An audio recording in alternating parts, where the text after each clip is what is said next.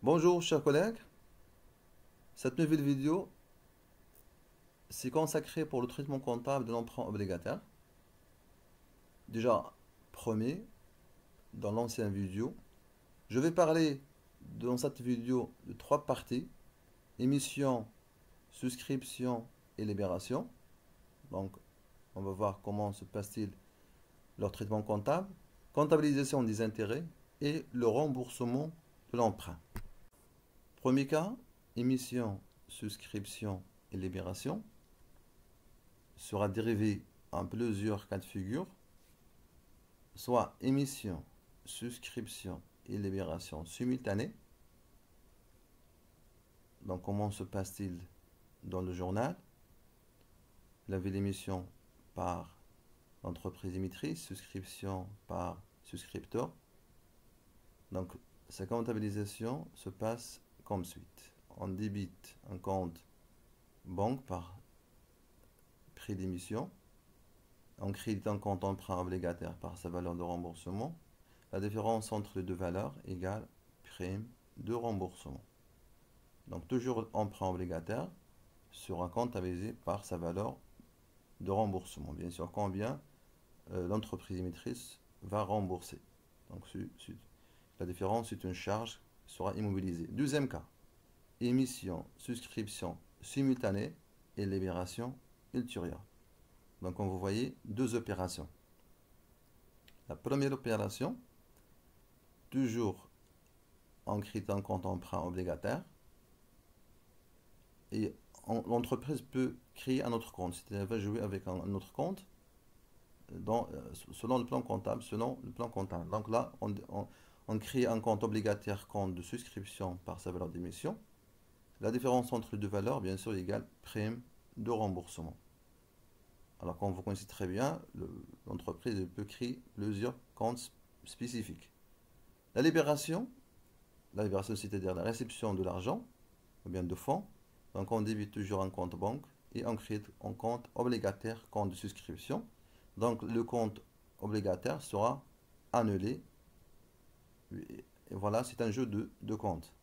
Troisième point, émission, souscription et libération distinctes. Alors, il y avait l'émission des obligations. Donc, on place, bien sûr, les obligations. C'est on débite un compte obligation à placer. Donc, il n'y avait pas un compte dans le plan comptable, mais on crée un compte. Emprunt obligataire au crédit. Et la différence, bien sûr, c'est prêt de remboursement. Donc, comme vous voyez, vous pouvez créer des comptes. Alors, là, c'est l'émission. Souscription obligataire. On dit obligataire, compte de souscription. Donc, c'est une dette, créer un compte de dette. Et on annule déjà le compte déjà débité, obligation à placer. Donc là, la même chose, l'entreprise, il joue avec des comptes. Obligation à placer. Donc le compte 1489 n'existe pas dans le plan comptable. Mais nous, on en a créé un compte, tout simplement. Libération. Libération, c'était toujours la réception de fonds par virement bancaire. Donc on débite un compte banque. Et on annule le compte déjà de la dette obligataire, compte de souscription. Comme vous voyez, les deux comptes déjà créés sont annulés. Donc leur solde est égal à 0. Donc l'entreprise a reçu le montant de sa dette par, bien sûr, compte banque. Deuxième point, comptabilisation des intérêts. Pour le montant des intérêts, ce sont des charges que l'entreprise devra payer, bien sûr, plus le principal. Alors, toujours au 31-12, donc l'échéance n'est pas encore arrivée. Donc, l'entreprise va rattacher le montant des charges, des intérêts au 31-12 en respectant le principe de spécialisation des exercices. Donc, elle va débiter un compte intérêts emprunts et dettes et créditer un compte intérêts courus issus et non payés. M plus 1, la date M plus 1, ou bien l'année M plus 1, elle va faire la contrepassation de cette opération, comme rien n'a été passé. Alors, lors de paiement, lors de l'échéance, c'est-à-dire elle va constater à nouveau le montant qu'il devra payer, donc par le débit de compte intérêts, emprunts et dettes, il va créditer un compte obligataire coupon à payer. Donc là, il faut constater cette opération. Et bien sûr, même date, vous devez débiter un compte obligataire coupon à payer et créditer un compte banque.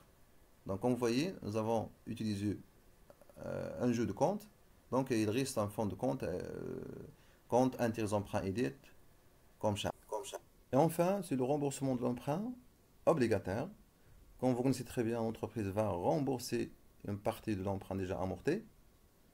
Alors là, en débitant compte emprunt obligataire, en créditant compte obligation échu à rembourser. On débite le même compte obligation échu à rembourser, en créditant compte banque. Alors jusqu'à maintenant, c'est la fin de cette vidéo. Merci d'avoir suivi. N'hésitez pas à vous abonner à la chaîne et partager. Restons toujours avec nous. Être toujours au rendez-vous dans les prochaines vidéos, Inch'Allah. Alors, bonne journée et à bientôt.